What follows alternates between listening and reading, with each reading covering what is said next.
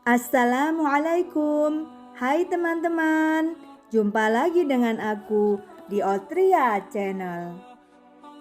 Di videoku kali ini, aku mau sharing tentang bagaimana hukum merayakan tahun baru bagi umat Islam. Nah, teman-teman, sebelum aku mulai lebih lanjut, jangan lupa ya untuk selalu support Otria Channel dengan menonton video ini sampai selesai agar teman-teman bisa mendapatkan informasi secara lengkap. Lalu, di-subscribe bagi yang belum, like bagi yang sudah menonton, dan komen yang baik-baik ya. Nah, sebentar lagi kita akan menyaksikan perayaan besar, perayaan yang dilangsungkan secara masif oleh masyarakat di seluruh dunia. Ya, itulah perayaan tahun baru yang secara rutin disambut dan dimeriahkan dengan berbagai acara dan kemeriahan. Perayaan Tahun Baru Masehi memiliki sejarah panjang. Banyak di antara orang-orang yang ikut merayakan hari itu tidak mengetahui kapan pertama kali acara tersebut diadakan dan latar belakang mengapa hari itu dirayakan. Kegiatan ini merupakan pesta warisan dari masa lalu yang dahulu dirayakan oleh orang-orang Romawi. Mereka mendedikasikan hari yang istimewa ini untuk seorang dewa yang bernama Janus. Janus adalah seorang dewa yang memiliki dua wajah. Satu wajah menatap ke depan dan satunya lagi menatap ke belakang. Sebagai filosofi masa depan dan masa lalu, layaknya momen pergantian tahun. Fakta ini menyimpulkan bahwa perayaan tahun baru sama sekali tidak berasal dari budaya kaum muslimin. Pesta tahun baru Masehi pertama kali dirayakan orang kafir yang notabene masyarakat paganis Romawi. Acara ini terus dirayakan oleh masyarakat modern dewasa ini, walaupun mereka tidak mengetahui spirit ibadah pagan adalah latar belakang diadakannya acara ini. Mereka menyemarakkannya dengan berbagai macam permainan, menikmati indahnya langit dengan semarak cahaya kembang api, dan sebagainya. Turut merayakan tahun baru statusnya sama dengan merayakan hari raya orang kafir, dan ini hukumnya terlarang. Selain itu, ternyata banyak kerusakan yang ditimbulkan sehingga membuat perayaan tersebut terlarang. Berikut rangkuman 10 kerusakan akibat seorang muslim merayakan tahun baru. Sebelum kita masuk pada pembahasan, maka mari kita simak terlebih dahulu sejarah Tahun Baru Masehi. Tahun Baru pertama kali dirayakan pada tanggal 1 Januari 45 sebelum Masehi. Tidak lama setelah Julius Caesar dinobatkan sebagai Kaisar Roma, ia memutuskan untuk mengganti penanggalan tradisional Romawi yang telah diciptakan sejak abad ke-7 sebelum Masehi. Dalam mendesain kalender baru ini, Julius Caesar dibantu oleh Sosigenes, seorang ahli astronomi dari Iskandaria, yang menyarankan agar penanggalan baru itu dibuat dengan mengikuti revolusi matahari, sebagaimana yang dilakukan orang-orang Mesir.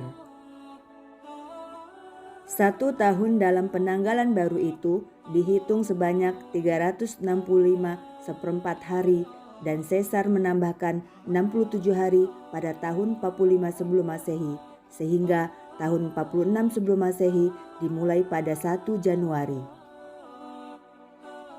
Caesar juga memerintahkan agar setiap 4 tahun 1 hari ditambahkan kepada bulan Februari yang secara teoritis bisa menghindari penyimpangan dalam kalender baru ini. Tidak lama sebelum Caesar terbunuh di tahun 44 sebelum Masehi, dia mengubah nama bulan Quintilis dengan namanya, yaitu Julius atau Juli. Kemudian, nama bulan Sextilis diganti dengan nama pengganti Julius Caesar, Kaisar Agustus, menjadi bulan Agustus. Dari sini kita dapat menyaksikan bahwa perayaan tahun baru dimulai dari orang-orang kafir dan sama sekali bukan dari Islam. Perayaan tahun baru ini terjadi pada pergantian tahun kalender Gregorian yang sejak dulu telah dirayakan oleh orang-orang kafir. Dan berikut adalah rangkuman 10 kerusakan akibat seorang muslim merayakan tahun baru. Kerusakan pertama, merayakan tahun baru berarti merayakan Id atau perayaan yang haram. Perlu diketahui bahwa perayaan atau Id kaum muslimin ada dua, yaitu Idul Fitri dan Idul Adha. Anas bin Malik radhiyallahu anh mengatakan, orang-orang jahiliyah dahulu memiliki dua hari Nairus dan Mihrojan di setiap tahun yang mereka senang-senang ketika itu. Ketika Nabi SAW tiba di Madinah, beliau mengatakan, dulu kalian memiliki 2 hari untuk senang-senang di dalamnya. Sekarang Allah telah menggantikan bagi kalian 2 hari yang lebih baik, yaitu hari Idul Fitri dan Idul Adha. Di antara perayaan yang dimaksudkan di sini adalah perayaan Tahun Baru Masehi. Perayaan semacam ini berarti di luar perayaan yang Nabi SAW maksudkan sebagai perayaan yang lebih baik yang Allah ganti. Karena perayaan kaum muslimin hanyalah 2 yang dikatakan baik, yaitu Idul Fitri dan Idul Adha. Namun setelah itu muncul berbagai perayaan di tengah kaum muslimin. Ada perayaan yang dimaksudkan untuk ibadah atau sekedar meniru-niru orang kafir. Hukum Id atau perayaan terbagi menjadi 2. Pertama, Id yang tujuannya adalah beribadah, mendekatkan diri kepada Allah dengan mengagungkan hari tersebut dalam rangka mendapat pahala. 2. Id yang mengandung unsur menyerupai orang-orang jahiliyah atau golongan-golongan orang kafir yang lain, maka hukumnya adalah bid'ah yang terlarang karena tercakup dalam sabda Nabi SAW. Nabi SAW bersabda yang artinya, barang siapa yang mengada-adakan amal dalam agama kami ini, padahal bukanlah bagian dari agama, maka amal tersebut tertolak. Hadis riwayat Bukhari dan Muslim. Begitu pula perayaan Tahun Baru termasuk perayaan yang terlarang karena menyerupai perayaan orang kafir. Kerusakan kedua, merayakan Tahun Baru berarti tasyabbuh atau meniru-niru orang kafir. Sejak dulu Nabi SAW sudah mewanti-wanti bahwa umat ini memang akan mengikuti jejak orang Persia, Romawi, Yahudi dan Nasrani. Kaum muslimin mengikuti mereka baik dalam berpakaian ataupun berhari raya. Dari Abu Hurairah, Nabi SAW bersabda yang artinya, kiamat tidak akan terjadi hingga umatku mengikuti jalan generasi sebelumnya sejengkal demi sejengkal, sehasta demi sehasta. Lalu ada yang menanyakan pada Rasulullah SAW, apakah mereka itu mengikuti seperti Persia dan Romawi? Beliau menjawab, selain mereka, lantas siapa lagi? Dari Abu Sa'id Al-Khudri, ia berkata bahwa Nabi SAW bersabda yang artinya, sungguh kalian akan mengikuti jalan orang-orang sebelum kalian sejengkal demi sejengkal dan sehasta demi sehasta, sampai jika orang-orang yang kalian ikuti itu masuk ke lubang dop yang penuh lika-liku, pasti kalian pun akan mengikutinya. Kami para sahabat berkata, wahai Rasulullah, apakah yang diikuti itu adalah Yahudi dan Nasrani? Beliau menjawab, lantas siapa lagi? An-Nawawi rahimahullah ketika menjelaskan hadis ini menjelaskan, yang dimaksud dengan shiber atau sejengkal dan ziro atau hasta serta lubang dop atau lubang hewan tanah yang penuh lika-liku adalah permisalan bahwa tingkah laku kaum muslimin sangat mirip sekali dengan tingkah Yahudi dan Nasrani, yaitu kaum muslimin mencocoki mereka dalam kemaksiatan dan berbagai penyimpangan, bukan dalam hal kekufuran. Lihatlah apa yang dikatakan oleh Nabi SAW. Apa yang beliau katakan memang benar-benar terjadi saat ini. Berbagai model pakaian orang barat diikuti oleh kaum muslimin, sampai pun yang setengah telanjang. Begitu pula berbagai perayaan pun diikuti, termasuk pula perayaan tahun baru ini. Ingatlah, Nabi SAW secara tegas telah melarang kita meniru-niru orang kafir. Beliau bersabda yang artinya, barang siapa yang menyerupai suatu kaum, maka dia termasuk bagian dari mereka. Menyerupai orang kafir atau tasyabuh ini terjadi dalam hal pakaian, penampilan, dan kebiasaan. Tasyabuh di sini diharamkan berdasarkan dalil Al-Quran, As-Sunnah, dan kesepakatan para ulama, ijma'. Kerusakan ketiga, merekayasa amalan yang tanpa tuntunan di malam tahun baru. Kita sudah ketahui bahwa perayaan tahun baru ini berasal dari orang kafir dan merupakan tradisi mereka. Namun sayangnya, di antara orang-orang jahil ada yang mensyariatkan amalan-amalan tertentu pada malam pergantian tahun. Daripada waktu kaum muslimin sia-sia, mending malam tahun baru kita isi dengan zikir berjamaah di masjid. Itu tentu lebih manfaat daripada menunggu pergantian tahun tanpa ada manfaatnya. Demikian ungkapan sebagian orang. Ini sungguh aneh. Pensyariatan semacam ini berarti melakukan suatu amalan yang tanpa tuntunan. Perayaan tahun baru sendiri adalah bukan perayaan atau ritual kaum muslimin. Lantas, kenapa harus disyariatkan amalan tertentu ketika itu? Jika ada yang mengatakan daripada menunggu tahun baru diisi dengan hal yang tidak baik, mending diisi dengan zikir. Yang penting kan niat kita baik. Maka dapat disanggah niat baik semacam ini dengan perkataan Ibnu Mas'ud ketika dia melihat orang-orang yang berzikir namun tidak sesuai dengan tuntunan Nabi SAW. Orang yang melakukan zikir yang tidak ada tuntunannya ini mengatakan pada Ibnu Mas'ud, yang artinya, demi Allah wahai Abu Abdurrahman Ibnu Mas'ud, kami tidaklah menginginkan selain kebaikan. Ibnu Mas'ud lantas berkata, yang artinya, betapa banyak orang yang menginginkan kebaikan namun mereka tidak mendapatkannya. Jadi, dalam melakukan suatu amalan, niat baik semata tidaklah cukup. Kita harus juga mengikuti contoh dari Nabi SAW, baru amalan tersebut bisa diterima di sisi Allah Ta'ala. Kerusakan keempat, terjerumus dalam keharaman dengan mengucapkan selamat tahun baru. Telah kita ketahui bersama bahwa tahun baru adalah syiar orang kafir dan bukanlah syiar kaum muslimin. Jadi, tidak pantas seorang muslim memberi selamat dalam syiar orang kafir seperti ini.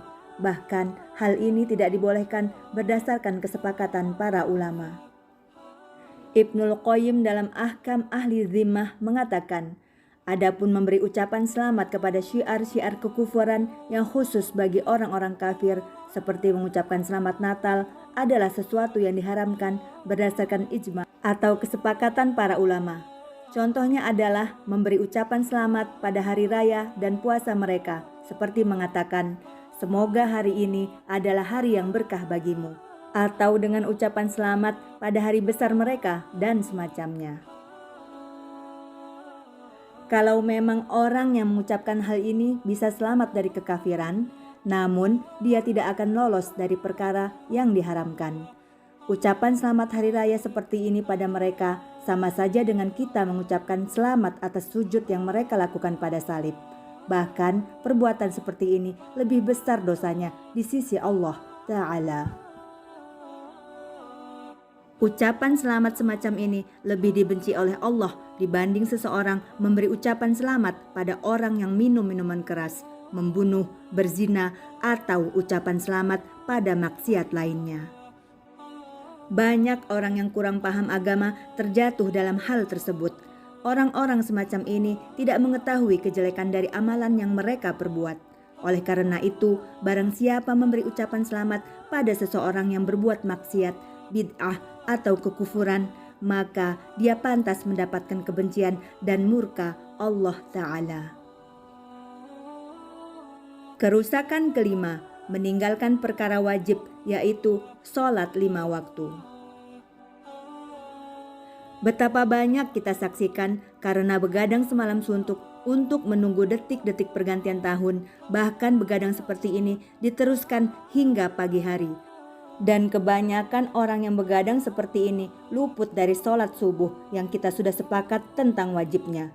Di antara mereka ada yang tidak mengerjakan sholat subuh sama sekali karena sudah kelelahan di pagi hari.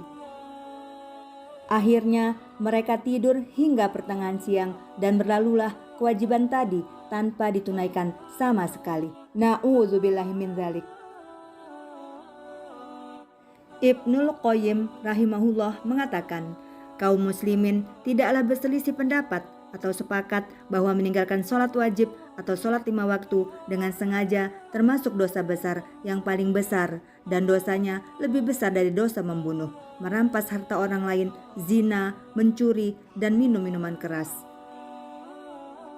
Orang yang meninggalkannya akan mendapat hukuman dan kemurkaan Allah Ta'ala, serta mendapatkan kehinaan di dunia dan akhirat. Nabi SAW pun mengancam dengan kekafiran bagi orang yang sengaja meninggalkan sholat 5 waktu. Buraidah bin Al-Husayb Al-Aslami berkata, aku mendengar Rasulullah SAW bersabda, yang artinya, perjanjian antara kami dan mereka, orang kafir, adalah sholat. Barang siapa meninggalkannya, maka dia telah kafir. Oleh karenanya, seorang muslim tidak sepantasnya merayakan tahun baru sehingga membuat dirinya terjerumus dalam dosa besar. Dengan merayakan tahun baru, seseorang dapat pula terluput dari amalan yang utama, yaitu sholat malam. Dari Abu Hurairah, Rasulullah SAW bersabda, yang artinya, sebaik-baik sholat setelah sholat wajib adalah sholat malam. Sholat malam adalah sebaik-baik sholat dan sholat yang biasa digemari oleh orang-orang soleh. Seseorang pun bisa mendapatkan keutamaan karena bertemu dengan waktu yang mustajab untuk berdoa, yaitu ketika sepertiga malam terakhir.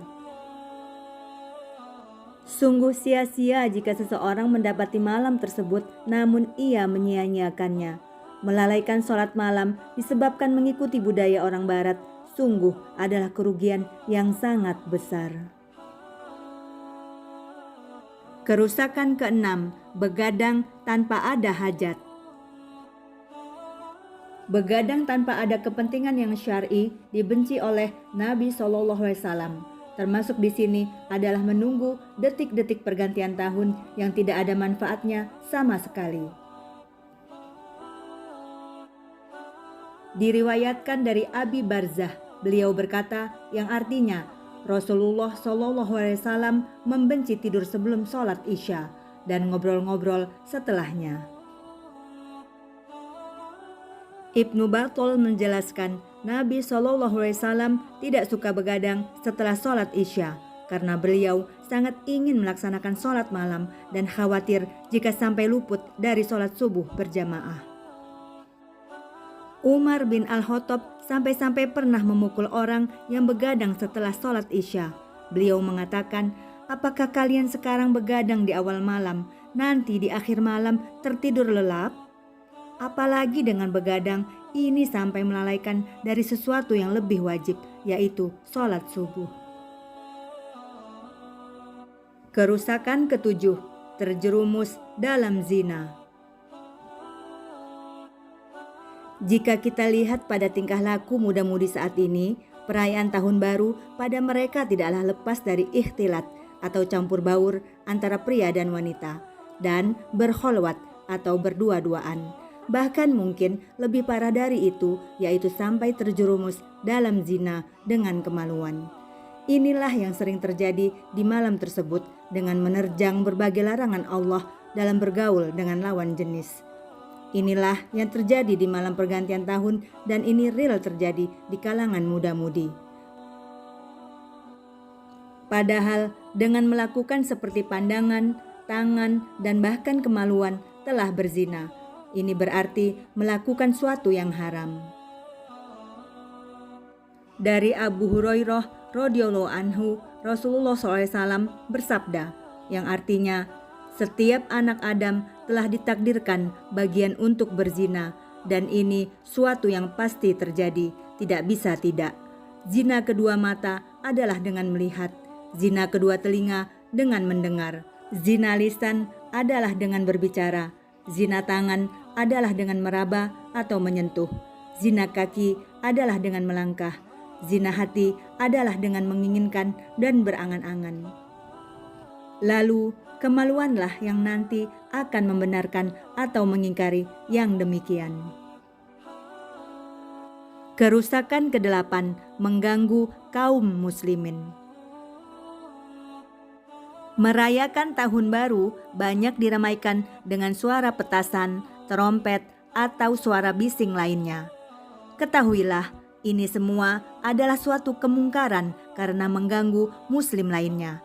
Bahkan sangat mengganggu orang-orang yang sedang butuh istirahat seperti orang yang sedang sakit.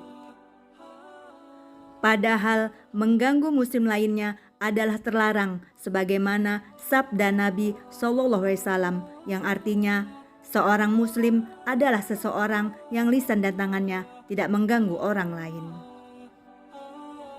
Ibnu Batol mengatakan yang dimaksud dengan hadis ini adalah dorongan agar seorang muslim tidak menyakiti kaum muslimin lainnya dengan lisan, tangan, dan seluruh bentuk menyakiti lainnya.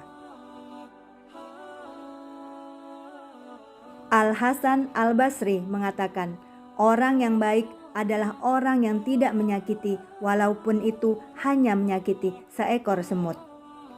Seekor semut yang kecil saja dilarang disakiti. Lantas bagaimana dengan manusia yang punya akal dan perasaan disakiti dengan suara bising atau mungkin lebih dari itu? Kerusakan ke-9, meniru perbuatan setan dengan melakukan pemborosan. Perayaan malam tahun baru adalah pemborosan besar-besaran hanya dalam waktu 1 malam. Jika kita perkirakan setiap orang menghabiskan uang pada malam tahun baru sebesar Rp1.000 untuk membeli petasan dan segala hal yang memeriahkan perayaan tersebut, lalu yang merayakan tahun baru sekitar 10 juta penduduk Indonesia, maka hitunglah berapa jumlah uang yang dihambur-hamburkan dalam waktu semalam. Itu baru perkiraan setiap orang menghabiskan Rp1.000. Bagaimana jika lebih dari itu? Masya Allah, sangat banyak sekali jumlah uang yang dibuang sia-sia. Itulah harta yang dihambur-hamburkan sia-sia dalam waktu semalam untuk membeli petasan, kembang api, atau untuk menyelenggarakan pentas musik dan sebagainya. Allah Ta'ala telah berfirman yang artinya, dan janganlah kamu menghambur-hamburkan hartamu secara boros. Sesungguhnya pemboros-pemboros itu adalah saudara-saudara syaitan. Al-Quran Surat Al-Isra ayat 26-27. Ibnu Katsir mengatakan Allah Ta'ala ingin membuat manusia menjauhi sikap boros dengan mengatakan, dan janganlah kamu menghambur-hamburkan hartamu secara boros. Sesungguhnya pemboros-pemboros itu adalah saudara-saudara setan. Dikatakan demikian karena orang yang bersikap boros menyerupai setan dalam hal ini. Ibnu Mas'ud dan Ibnu Abbas mengatakan, tabzir atau pemborosan adalah menginfakkan sesuatu bukan pada jalan yang benar. Qatadah mengatakan, yang namanya tabzir atau pemborosan adalah mengeluarkan nafkah dalam berbuat maksiat pada Allah, pada jalan yang keliru, dan pada jalan untuk berbuat kerusakan. Kerusakan ke-10, menyia-nyiakan waktu yang begitu berharga. Merayakan tahun baru termasuk membuang-buang waktu. Padahal waktu sangatlah kita butuhkan untuk hal yang bermanfaat dan bukan untuk hal yang sia-sia. Nabi SAW telah memberi nasihat mengenai tanda kebaikan Islam seseorang, yang artinya di antara tanda kebaikan Islam seseorang adalah meninggalkan hal yang tidak bermanfaat baginya. Ingatlah bahwa membuang-buang waktu itu hampir sama dengan kematian, yaitu sama-sama memiliki sesuatu yang hilang. Namun sebenarnya membuang-buang waktu masih lebih jelek dari kematian. Mari kita renungi perkataan Ibnul Qayyim berikut ini. Ketahuilah bahwa menyia-nyiakan waktu lebih jelek dari kematian. Menyia-nyiakan waktu akan memutuskanmu, membuatmu lalai dari Allah dan negeri akhirat. Sedangkan kematian hanyalah memutuskanmu dari dunia dan penghuninya. Seharusnya seseorang bersyukur kepada Allah Ta'ala dengan nikmat waktu yang telah Dia berikan. Mensyukuri nikmat waktu bukanlah dengan merayakan tahun baru, namun mensyukuri nikmat waktu adalah dengan melakukan ketaatan dan ibadah kepada Allah Ta'ala. Itulah hakikat syukur yang sebenarnya. Orang-orang yang menyia-nyiakan nikmat waktu seperti inilah yang Allah cela. Allah Ta'ala berfirman yang artinya, dan apakah kami tidak memanjangkan umurmu dalam masa yang cukup untuk berfikir bagi orang yang mau berfikir? Dan apakah tidak datang kepadamu pemberi peringatan? Al-Quran Surat Fatir ayat 37. Qatadah mengatakan, beramallah karena umur yang panjang itu akan sebagai dalil yang bisa menjatuhkanmu. Marilah kita berlindung kepada Allah dari menyia-nyiakan umur yang panjang untuk hal yang sia-sia. Inilah di antara beberapa kerusakan dalam perayaan Tahun Baru. Seorang Muslim tentu akan berpikir 1000 kali sebelum melangkah karena sia-sianya merayakan Tahun Baru. Jika ingin menjadi baik di tahun mendatang, bukanlah dengan merayakannya. Seseorang menjadi baik tentulah dengan banyak bersyukur atas nikmat waktu yang Allah berikan. Bersyukur yang sebenarnya adalah dengan melakukan ketaatan kepada Allah, bukan dengan berbuat maksiat dan bukan dengan membuang-buang waktu dengan sia-sia. Lalu yang harus kita pikirkan lagi adalah apakah hari ini kita lebih baik dari hari kemarin? Pikirkanlah apakah hari ini iman kita sudah semakin meningkat ataukah semakin anjlok. Itulah yang harus direnungkan seorang muslim setiap kali bergulirnya waktu. Aku tidak bermaksud kecuali mendatangkan perbaikan selama aku masih berkesanggupan. Dan tidak ada taufik bagiku melainkan dengan pertolongan Allah. Hanya kepada Allah aku bertawakal dan hanya kepadanya lah aku kembali. Al-Quran Surat Hud ayat 88. Demikian teman-teman yang dapat aku sampaikan. Semoga isi video ini menjadi wasilah bagi kita semua untuk menambah yakin dan mantap hati untuk tidak ikut-ikutan merayakan tahun baru. Karena sepatutnya hanya Allah Ta'ala saja yang kita takuti dan Nabi SAW yang kita panuti. Kebenaran hanya milik Allah Ta'ala, kesalahan pasti milik hambanya. Isi video ini adalah rangkuman dari beberapa narasumber, yaitu antara lain Ustadz Muhammad Abduh Tuasikal dan Ustadz Ammi Nurbait. Terima kasih kepada teman-teman yang sudah menonton video ini hingga selesai. Dan terima kasih yang paling utama aku panjatkan kepada Allah Ta'ala, pada Nabi Muhammad SAW, kepada kedua orang tuaku, kepada anakku, dan kepada para pihak yang telah membantu terciptanya video ini. Wallahu waliyut taufik. Mohon maaf bila ada kesalahan. Alhamdulillahirabbil alamin. See you in my next video. Wassalamualaikum warahmatullahi wabarakatuh.